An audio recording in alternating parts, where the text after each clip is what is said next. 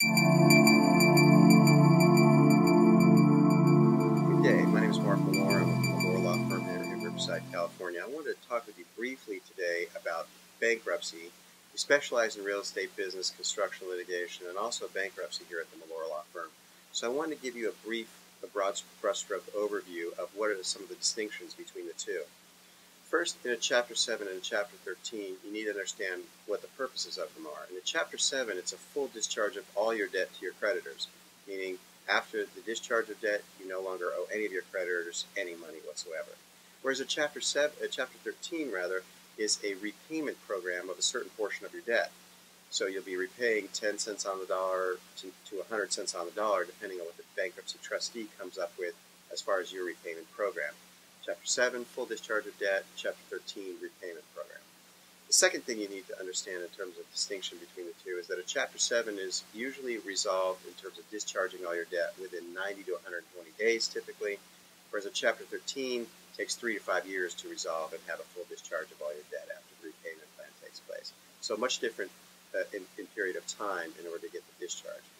And then finally, one thing you need to make sure that you're aware of is that there are income requirements in order to file a Chapter 7 bankruptcy. In order to file a Chapter 7, you must be below the California median income. There are some exclusions and some deductions that you can make in order to qualify for that.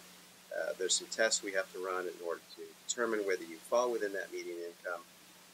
So in order to file the Chapter 7 for a full discharge of your debt, you have to make sure you're within that California median income. If not, you're going to be relegated to filing a Chapter 13.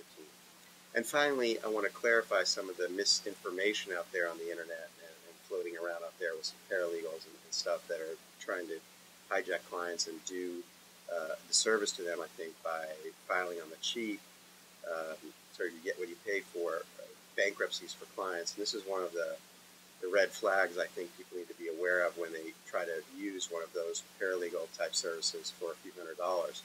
And this is a process dealing with lien stripping. I've had a number of clients come into my office after they had a discharge in bankruptcy, filing their Chapter 7, and they ask me, Mark, how do we do this lien stripping process? And I politely tell them that, unfortunately, because they filed a Chapter 7 bankruptcy, lien stripping is not an available option for them. In order to strip the second from their home, in order to allow for that increased equity to occur, they had to file a Chapter 13 and go under the repayment plan. If they didn't do that, lien stripping is not available for them. If you don't know what lien stripping is a process by which you remove the second from encumbering your home after you repay a portion of the debt in your Chapter 13 bankruptcy. Once that debt is repaid and the debt is discharged, the court orders the second stripped from your home, allowing an immediate increase of equity back into your home or your property.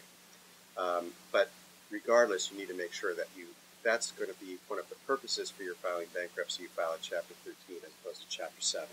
That's the only way lien stripping is allowed. If you have any questions or have any particular circumstances you want to go over or want to take a look at whether you fall within the California median income, feel free to give myself or my partner Alan Sanders a call.